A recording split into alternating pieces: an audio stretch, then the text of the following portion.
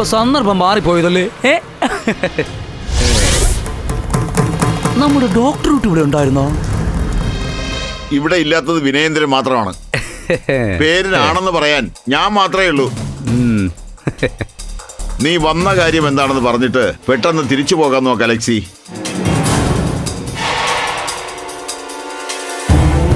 ചതിയന്മാർക്ക് കാലുകുത്തി നിൽക്കാനുള്ള ഇടമല്ലിത്.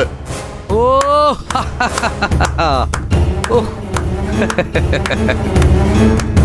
വാ വാ വാ വാ വാ. കേട്ടില്ല ഇർഷാദ്ക്ക, പല്ല് പോയാലും മുത്തശ്ശന്റെ പഞ്ച് ഡയലോഗിന് ഒരു കുറവുമില്ല.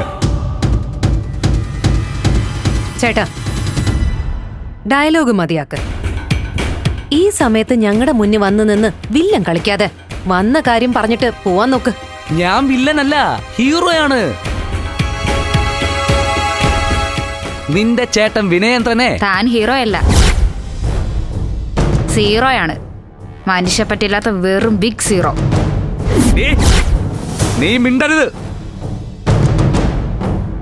പണ്ടേ നീ ഇത്തിരി വിളച്ചിലെടുക്കാറുണ്ടെന്ന് വിനയേന്ദ്രൻ പറഞ്ഞ് ഞാൻ കേട്ടിട്ടുണ്ട്. മിണ്ടാതിരുന്നില്ലെങ്കിൽ താൻ എന്ത് ചെയ്യോളൂ? എടി പൊടിന്നൊക്കെ താൻ തന്റെ വീട്ടിലിരിക്കുന്നവരെ പോയി വിളിച്ചാ മതി. അലക്സി വേണ്ട, ഇത് കടയല്ല, വിനയന്റെ വീടാ. നിനക്ക് ഞാൻ വെച്ചിട്ടുണ്ടടി, പുറത്ത് വെച്ച് കിട്ടും നിന്നെ എനിക്ക്. താൻ എന്നെ എന്ത് ചെയ്യൂടോ? ഞങ്ങളെ സ്റ്റുഡൻസാ.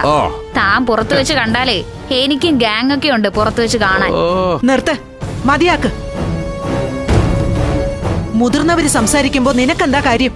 പോകത്ത്. വിമലേ, ഇവളെ പിടിച്ച് അകത്തേക്ക് കൊണ്ടോ.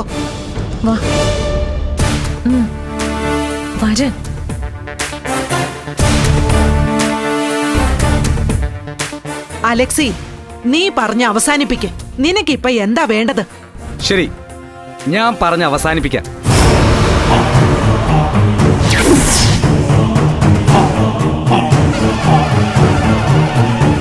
കയ്യിലിരിപ്പ് മോശമായതുകൊണ്ട് നിങ്ങളുടെ മോൻ ജയിലിൽ പോയെങ്കിലും ടെക്സ്റ്റൈൽസിൽ കച്ചവടം നടക്കേണ്ടത് ഞങ്ങളുടെ കൂടെ ആവശ്യമാണ്. പർച്ചേസ് ചെയ്ത പുതിയ വസ്ത്രങ്ങൾ സ്റ്റോക്ക് റൂമിൽ അടച്ചു വെച്ച് അതിന്റെ താക്കോല് വിനയൻ ഇവിടെ ഈ ഇലഞ്ഞിക്കൽ തറവാടിന്റെ കലവറയിൽ വെച്ചാ കച്ചവടം നടക്കില്ല. ആ താക്കോല് വാങ്ങിക്കാനാ ഞങ്ങളിപ്പോ ഇങ്ങോട്ട് വന്നത്.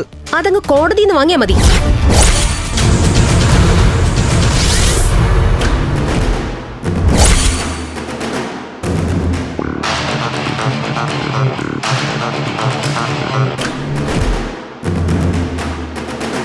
സ്റ്റേഷനിലും കോടതിയിലൊക്കെ കേസ് കൊടുത്തിരിക്കല്ലേ. പോലീസ് വരട്ടെ, എന്നിട്ട് തരാം താക്കോലൊക്കെ. ആഹാ, വിനയന്റെ നവവധു വന്നല്ലോ. എങ്ങനെയുണ്ടടി നിന്റെ മധുവിധുവൊക്കെ? അലക്സി മതിയാക്ക്, ഇനി ഞാൻ സംസാരിക്കാം. നോക്കു രോഹിണി, ഈ കുടുംബത്തിനെ ഈ ഗതിയിൽ എത്തിച്ചത് നീ ഒരൊറ്റ ഒരുത്തിയാണ്. ഇത്രയും കാലം കടയിൽ നിന്ന് രഹസ്യമായി പ്രണയനാടകം നടത്തിയ നീ കാരണമാണ് അലക്സിയും വിനയനും വീണ്ടും തെറ്റിയത്. നീ ഇവനെ ചതിച്ചു. ഇനി വിനയനെയും കുടുംബത്തെയും ചതിക്കാനാ നിന്റെ പ്ലാൻ അല്ലേ? മതി.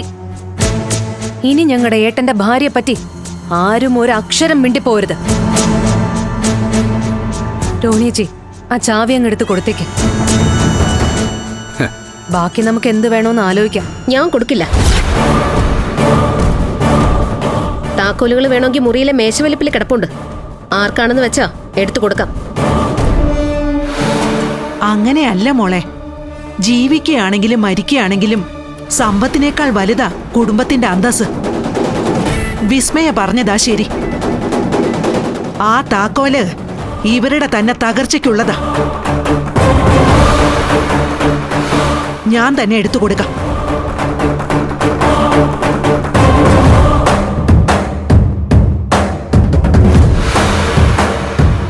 താക്കോലിപ്പ തരും. ഇനിയും ഇതുപോലെ എന്തെങ്കിലും പറഞ്ഞ് നിങ്ങൾ ഈ വീടിന്റെ പടി ചവിട്ടി വരരുത്. സോറി, വരേണ്ടി വരും ഞങ്ങൾക്ക്. അവിടെ സ്റ്റോക്ക് കൈകാര്യം ചെയ്തിരുന്നത് ഈ രോഹിണിയാണ്. ഇവള് ടെക്സ്റ്റൈൽസിൽ വന്ന് ഇതുവരെയുള്ള സ്റ്റോക്ക് എണ്ണി തിട്ടപ്പെടുത്തി തന്നില്ലെങ്കിൽ കൃത്രിമം കാണിച്ചു എന്ന് പറഞ്ഞ് ഇവൾക്കെതിരെ ഞാൻ കേസ് കൊടുക്കും.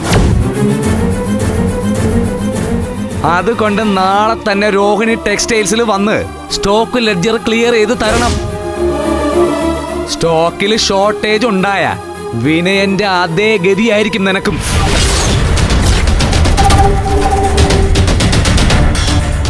ഫ്ലവേഴ്സ് സ്മാർട്ട് ഷോ ശനി ഞായർ ദിവസങ്ങളിൽ രാത്രി 9:30 ഫ്ലവേഴ്സിൽ.